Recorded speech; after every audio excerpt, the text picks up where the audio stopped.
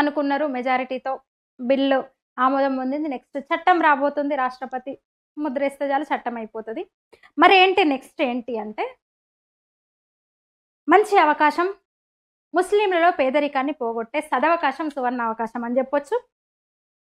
Congress party కదా అధికారంలో ఉంది. ఈ చట్టాలు సవరణలన్నీ తీసుకొచ్చింది మీరే కదా. ముబ్బడిగా అధికారాలు కట్టబెట్టింది కాంగ్రెస్ పార్టీ కదా. అదే కాంగ్రెస్ పార్టీ ఇప్పుడు తెలంగాణలో అధికారంలో ఉంది కదా. అందువల్ల ఆ వక్ఫ్ ప్రాపర్టీని తీసుకొని 3-4 ఎకరాల చొప్పున పేద ముస్లింలకు 1000 గజాల చొప్పున కనీసం ఇంటి స్థలానికి 3-4 ఎకరాలు ఇస్తే బాగుపడిపోతారు కదా పేదలు. మీరే చెప్తారు కదా ముస్లింలలోనే ఎక్కువ పేదలు ఉన్నారు. ఎక్కువ కాదు, సచార్ కమిటీ నివేదిక ప్రకారం అందరూ పేదలే ఈ దేశంలో. మరి ఇన్ని ఆస్తులు ఉండగా, అంటే ముస్లింలు సచార్ కమిటీ చెప్పిన దాని ప్రకారం భారతదేశంలో ఉన్న ముస్లింలందరూ పేదలే. ఇన్ని ఆస్తులు ఉండగా ఇంకా పేదరికం ఎందుకు ఆ వర్గంలో?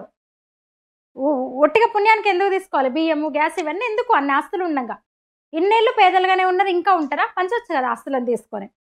హిందువులకు ఏమొద్దు పంచడం. ఈ దేశంలో పుట్టిన కర్మకు అనుభవిస్తారు. అదృష్టంగా భావిస్తున్నాయి. ఈ దేశంలో పుట్టినందుకు అదృష్టంగా భావిస్తున్నాయి. ఇవన్నీ అనుభవిస్తారు కర్మ అనుకొని. 1947 నుంచి కూడా పేదలే కదా ముస్లింలు ఈ దేశంలో.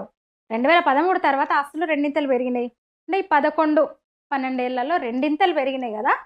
ముస్లింలందరూ కూడా ఈ దేశంలో పేదలైనప్పుడు అంతగానం ఎవరు దానం ఇచ్చారు వక్కి? చెప్పాలి కదా. ఈ ప్రశ్నలు ఓవైసీని అడగాలి కదా, హిందువులు అడగాలి కదా, ముస్లింలు ముఖ్యంగా అడగాలి కదా. సచార్ కమిటీ చెప్పిందే కదా. మరి అంతమంది పేదలకు వక్ఫ్ ఎన్ని ఎకరాలు దానం చేసింది? ఎందుకు చేయలేదు? ఇప్పుడు ఎందుకు చేయకూడదు? అంతకుముందు మా రాజులు ఈ బోర్డు తెచ్చారు, వాళ్ళు ఇచ్చినాయి అంటున్నారు కదా. సరే, వాడేం వలస వస్తూ వాడి దేశం నుంచి మోసుకొచ్చింది కాదు, ఇక్కడ ఆ భూమిని మోసుకొచ్చి ఇక్కడ పెట్టింది కాదు. ఇక్కడ దోచుకున్నదే వెళ్తే దానం ఇచ్చేశాడు. అసలు దానం ఎట్లా అంటారు? దోచుకున్నదాన్ని ఇక్కడ దాన్ని. సరే, మైనారిటీలు కనుక సాటి మానవ జాతే కనుక వదిలేసినాం అనుకోండి. 47 తర్వాత వాళ్ళ దగ్గర లేని ఆస్తి ఇట్లా ఇచ్చిండ్రు. 50కి ముందు ఎవరికి చెందిన ఆస్తి ఏదన్నా ఉంటే అది ప్రభుత్వానికి చెందినదై ఉండాలి కదా. అది ప్రభుత్వ భూమి అయినా అయి ఉండాలి, లేదా ప్రైవేట్ వ్యక్తికి చెందిన భూమి అయినా అయి ఉండాలి. ముస్లింది అయితే కాదు. సరే, అయిందేదో అయిపోయింది. ఇప్పుడు ఏంటి అంటే పేద ముస్లింలకు ఆ భూమిని పంచాలి. 2-3 ఎకరాల చొప్పున కనీసము 1000 గజాలు ఇంటి కోసము. ఒక్క రోజులో ముస్లింలని పేదరికం నుంచి దూరం చేయొచ్చు, బయటపడేయచ్చు. హిందువులకు అడగట్లేదు. ముస్లిం మహిళలకు ఆర్థిక భరోసా కల్పించండి, ఎదిగే శక్తి ఇవ్వండి. రవిశంకర్ ప్రసాద్ అడిగారు, స్కూల్ కట్టిండ్రా, స్కిల్ సెంటర్ కట్టిండ్రా, అనాథాశ్రమాలు కట్టిండ్రా ముస్లింల కోసమని. నేను అదే అడుగుతున్నా ఇప్పుడు కొనసాగింపుగా. అంటే 1950 నుంచి వివాదంలో లేని ఆ భూములను పేదలకు పంచాలి. ముఖ్యమంత్రిగా పెద్దన్నగా, ఎందుకంటే ముందు నుంచి కూడా ముస్లింలకు అన్ని విధాలా వెన్నుదన్నుగా ఉంటున్న పార్టీ అది రేవంత్ రెడ్డి పార్టీ. గంపగుత్తగా ఓటేస్తారు వాళ్ళు, కాంగ్రెస్ పార్టీకి వేస్తారు. పాలకుడిగా పెద్ద దిక్కుగా ఉన్నారు. ఆ ఆస్తుల్ని నిరుపేద ముస్లింలకు పంచాలి, వాళ్ళ జీవితాల్లో వెలుగు నింపాలి. పస్మంద ముస్లిమ్స్, పింజారీలు, షియాలు, దూదేకులోలు చాలా వెనుకబడి ఉన్నారు ముస్లింలో. పాతబస్తి పేదలతో మొదలు పెట్టండి. ఎందుకంటే వక్ఫ్ ఆస్తుల్లో, వక్ఫ్ భూముల్లో 90% జాగా ఖాళీగా పడున్నవే. మీరు ఈ పని చెయ్యలేదు అంటే, పాలకులు ఎక్కడికక్కడ పేద ముస్లింలకు వక్ఫ్ భూముల్ని పంచలేదు అంటే మీకేమన్నా వాటా ఉందా ఆ భూముల్లో అనే అనుమానాలు వస్తే ఆల్రెడీ ఖర్గే మీద ఆరోపణలు వచ్చినాయి. ఆయన వివరణ ఇచ్చుకోవాల్సి వచ్చింది పార్లమెంట్. ఇక కమ్యూనిస్టులు మైనార్టీలు అనగానే వచ్చేస్తారు కదా ఏదైనా సరే. ఏవి ప్లకార్డులేవి?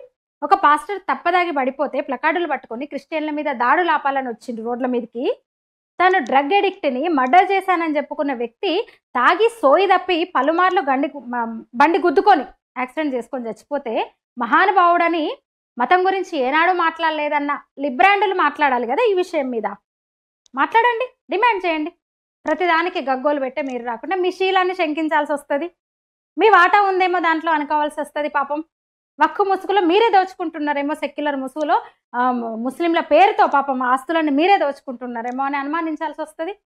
మీ ఆఫీసులు వక్ఫ్ ప్రాపర్టీ మీద కట్టారా అని కూడా అనుకోవాల్సి వస్తుంది.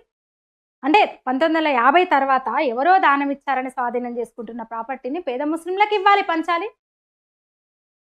ఇక ప్రభుత్వ ఆస్తులను కూడా పరం చేసుకున్నది వక్ఫ్ అంటున్నారు. ఎంత దారుణం! అంటే ఈ దేశంలో మళ్ళీ చెప్తున్నా, రక్షణ, రైల్వే తర్వాత అతిపెద్ద ఆస్తులున్న భూ యజమాని వక్కే. 2013 ఎన్నికలకు ముందు ఢిల్లీలో ప్రభుత్వ భూమిని వక్కు కట్టబెట్టారు ఆ సవరణ చట్టం వచ్చే ముందు. ఇక తెలంగాణ వరకు కూడా మనం మాట్లాడుకుంటే కష్టం. 400 ఎకరాల యూనివర్సిటీ భూముల మీద పడ్డారు కదా ఇప్పుడు రేవంత్ రెడ్డి కాంగ్రెస్ గవర్నమెంట్. ఎందుకు ఈ కష్టాలు? వక్కు చెందిన భూములు తీసుకోండి, కొద్దిగా తీసుకోండి రేవంత్ గారు. ప్రభుత్వ భూమినే స్వాధీనం చేసుకున్నారు, వక్కు క్లెయిమ్ చేసుకుంది. దాన్ని తిరిగి తీసుకొని అమ్ముకొని డెవలప్ చేసి అమ్ముకుంటే ఇంకా 4 ఏళ్ళు, మీరు 4 ఏళ్ళు ఉంటారు కదా, ప్రకటించిన ఉచితాలన్నీ సునాయాసంగా ఇవ్వచ్చు. అనాయాస పని అది, అసలు మీ చేతిలో పని. ఇప్పుడు కేవలం ఉచిత బస్సే కదా, తెలంగాణ హద్దుల వరకు కూడా ఉచిత రైలు ప్రయాణం కూడా ఇవ్వచ్చు, ఆడోళ్ళకే కాదు మగోళ్ళకు కూడా.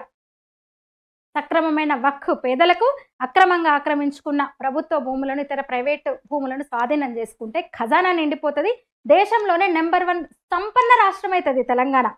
సెక్షన్ 40 పోయింది అంటే గతంలో ప్రభుత్వ భూమి మాది అంటేనే పోయింది కదా, వాళ్ళది అయిపోయింది కదా, ఇప్పుడు ప్రభుత్వానికి చెందుతుంది. అది క్లెయిమ్ చేయడానికి లేదు, ఇక ముందు అసలే ఆ పని చేయడానికి లేదు. అందుకే కోర్టులో చాలా ఉన్నాయి ప్రభుత్వ భూమిని క్లెయిమ్ చేస్తున్న దేనికి సంబంధించి. కోర్టుల్లో ఉన్నవన్నీ క్లియర్ అయిపోతే చక్కగా లిస్టు తయారు చేసుకుని, జాబితా తయారు చేసుకుని రేవంత్ రెడ్డి గారు ఆ భూములను అమ్ముకుంటే 1000 ఎకరాలు ఉన్నాయి, ఈజీగా 1000 ఎకరాలు ఉంటుంది. అప్పులు తీరుతాయి, ఇంకా ఉచితాలు ఇవ్వచ్చు, కమిషన్లు కూడా తీసుకోవచ్చు నాయకులు. ఈ దేశానికి కాంగ్రెస్ పార్టీ చేసిన ద్రోహాన్ని, అన్యాయాన్ని ఇలాంటి పనులతోటి కొంచెం పరిహారం చేసుకోవచ్చు. పేద ముస్లింలకు పంచడం ద్వారా, అక్రమ భూముల్ని స్వాధీనం చేసుకోవడం ద్వారా 37,000 ఎకరాలు ఏదో ఉన్నాయని చెప్తున్నారు కదా ముందు. ఆ తర్వాత అన్నీ అక్రమంవే కదా. ప్రైవేట్ వ్యక్తులు అయితే అసలు ఇప్పుడు కోర్టులను కాదు, సివిల్ కోర్టుల్లో జిల్లా అధికారులకి ఆ పవర్స్ ఇచ్చారు, కలెక్టర్ పై స్థాయి అధికారులకు ఇచ్చారు, అక్కడే క్లెయిమ్ చేసుకోవచ్చు. పేద ముస్లింలే కూడా లాక్కున్నారట, ఎంత దారుణం అంటే. కేరళలో క్లెయిమ్ అయినాయన్నీ అవే, కేరళలో కంప్లైంట్స్ అన్నీ కూడా కేరళ పేద ముస్లింల నుంచి వక్కులు లాక్కుందని. అరే జింకలు నెమళ్ళు ఒరుతున్నాయి, రాష్ట్రానికి అరిష్టం అంటున్నారు, చేపలు పెడుతున్నారు జనాలు. ఇప్పుడు అది సువర్ణ అవకాశం ఇది. దీన్ని సద్వినియోగం చేసుకోకుంటే రేవంత్ రెడ్డిని కూడా అనుమానించాల్సి వస్తుంది. అసలు పార్టీ లేదు కమ్యూనిస్ట్ పార్టీ దేశంలో ఎక్కడ, కానీ ఎకరాల కొద్దీ పార్టీ ఆఫీసుల కింద భూములు ఉన్నాయి. వక్వేనా అవి అనే అనుమానం వస్తుంది. అక్కడ దాని మీద కార్యాలయం కట్టిందా వక్కు భూముల్లో అనే డౌట్ వస్తుంది. ఎందుకంటే అడ్డుకున్నారు, కనీసం ఇప్పటికైనా మాట్లాడాలి, అందుకే మాట్లాడతలేరా అని అనుమానించాల్సి వస్తుంది. ముస్లిం ఆస్తుల మీద మీరు కూడా కన్నేశారా అని అనుకోవాల్సి వస్తుంది. వక్కును గుప్పిట్లో పెట్టుకున్న పెద్దలు మీకు అంతో ఇంతో ఇచ్చి మిమ్మల్ని గుప్పిట్లో పెట్టుకున్నారని అనాల్సి వస్తుంది. ఇక లీజ్ అయిపోయిన క్రైస్తవ ఆస్తులు ఉన్నాయి బోల్డు తెలంగాణలో కూడా. బ్రిటిష్ కాలం నాటివి 99 ఏళ్లకు లీజ్ ఇచ్చారు, అది అయిపోయింది. దాని మీద కూడా నేను ఒక వీడియో చేయబోతున్నా త్వరలో. అన్నీ మాట్లాడుకోవాలి కదా, మాట్లాడుకుందాం. అయితే ఇందాక చెప్పినట్టు కేసీఆర్ చేయలేని బంగారు తెలంగాణ రేవంత్ రెడ్డి చేయగలరు పని చేస్తే. దీని మీద మీ అభిప్రాయాలు తెలపండి, లైక్ చేయండి, షేర్ చేయండి, ఛానల్ని సబ్స్క్రైబ్ చేయండి. ధన్యవాదాలు.